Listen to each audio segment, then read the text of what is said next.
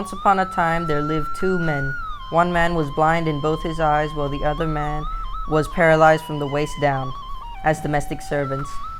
They both had their own masters individually. The masters were so unkind to them and forced them to do labor very hard without any sympathy for them as handicapped people. The local villagers called them Kvak and Khven. They both became friends. One day, Neay Khven said, we have suffered enough from hardships and been so tired thus far. I could no longer ensure such hard work for our masters, so we should leave now. What are we supposed to do then? Neay Kvak said to Neay Khven, I saw a boat at the other bank of the river, so we can take it and set off tonight, answered Neay Khven.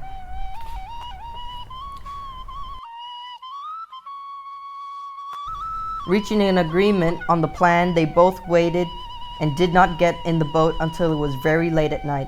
Unfortunately, they were not able to row it. They both sat facing one another on the back of the boat, trying their best to move it forward. Because it was a dark night, they thought their boat was going on.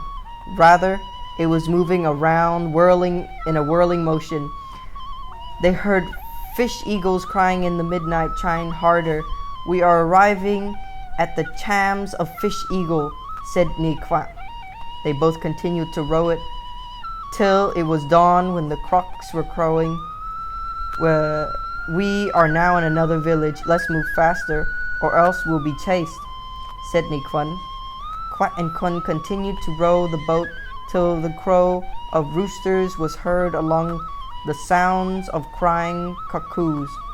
The sun started to shine its red-colored rays slowly from the east. Oh God, it seems like we are still at a boat crossing near our house, Neay Khven told Neay Kvak. When one of the masters came to collect some water from the river in the early morning, she saw the pairs sitting face to face. She got them back home since she believed they must have tried to run away. They both then lived as servants as they had previously did. Long time later, Kvak and Khven came up with another idea. I think we should, on this occasion, set off by road rather than by waterway, mentioned Neay Kvak. How could we manage to do it while I'm crippled and you're blind? Asked Neay Khven. There's no worry, friend. You just get on my neck and give which direction I should take. I said, Neay Kvak. In a quiet night, Neay Kvak bent down so that Neay Khven could get on his shoulders, and they set off straight away during the night. 3 days later, they arrived in a village. In the village, there was a ferocious tiger living in a nearby forest. The village children were forbidden by their parents from going out during the night time for fear that they would be preyed by the tiger. Neay Kvak and Khven got to the village in rather late evening. We are now in this village. We'll do farming here, said Neay Khven. How could we do that without a plow, rake, and cattle? Neay Kvak asked. Neay Khven got Neay Kvak to step into the village, where he met a villager who warned that, oh, young chap, please do not stay around here, as there is a ferocious tiger in this village. Neay Kvak replied, how could a tiger scare me if I'm not even afraid of Kyle? At that time, the tiger was about to attack people for their flesh in a nearby place. Hearing so, the tiger thought, I am the only creature that people has once been afraid, but now Kyle is more frightened to people? I don't agree. I'll see it with my own eyes. Moments later, Neay Khven came across a cattle stable. He said to Neay Kvak, please go steal a cow and I'll take care of your safety. Neay Kvak put Neay Khven down onto the ground, walked past and felt the tiger. The tiger saw Neay Kvak and dared not to move around, as it supposed that he was the so-called Kyle. Neay Kvak touched the tiger's body as he assumed it was just a cow. He was then in a high spirit when he felt the tiger head but found no horn, exulting that, wow, this one looks fat and has no horn, so he'll be my calf. He then pulled him out of the stable to get his nose pierced and put on a cord through it. Believing that Neay Kvak was the cow, the tiger just followed him. Getting the tiger out of the stable gate, Neay Kvak asked Neay Khven to pass him the cord to tether his fat cow. Neay Khven saw the tiger and told his mate, "My friend, he's a tiger. Just throw the cord to me if you are afraid. I'll tether him myself and get him to plow the rice paddy." Neay Kvak replied. Neay Khven handed the cord over to his buddy, who pierced the tiger's nose right then. The tiger roared painfully and ran away into the forest. Neay Khven almost died of fright, while Neay Kvak just kept saying, "It's a big loss of my fat cow." They both continued their journey, arriving at a rice paddy. Neay Khven eyed a small cottage in which there were such staffs as rakes and tortoises. "My friend, I could see a small cottage along the rice paddy where there is a rope and a large flat basket." Neay Khven told Neay Kvak, "Take all these items." Neay Kvak advised, for what purpose? "They must be heavy," uttered Neay Khven. "Get them all. I'm the one who shoulder the burden, not you." Neay Kvak replied. Neay Khven gathered all the items, including a pot of rice. Neay Kvak was a heavily strong man.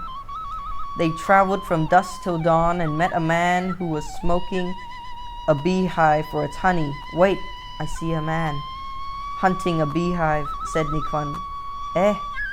Share beehive with us, Neay Kvak shouted. "Okay, I get its honey, and I give you the honeycomb," replied the man, who gave a container with its lid firmly covered Neay Kvak. Later that day, the couple of men felt hungry. Neay Kvak told his partner, "We stop here and eat to be strong before continuing our trip." Neay Kvak laid his friend and uncovered the bamboo container lid, but they smelled unpleasant of excrement. Neay Kvak then said, "It smells horrible here, so we moved to the other side." He covered the container and walked towards. A bit long time later, he said, "I'm very hungry now. Let's eat rice here." Seeing a tree with large and cool shade, Neay Khven asked his pal to stop here. Neay Kvak then uncovered the container lid and smelt unpleasant again. Touching the excrement inside, he said, "My pal, the man has played a trick with us. He defected into the container and got it covered before giving it to us." He was very angry and cleaned his hands before eating. After their eating, they both moved to find the man in bid of taking revenge. During the period of time, a king brought his youngest daughter to serve as food for ogress, leaving her at a rest hall where people were placed as food for the ogress. It was because that the ogress intended to eat her, or they'd eat all the people across the kingdom. Feeling sympathy for the people and her father, the king's daughter offered to serve herself as the ogress' food.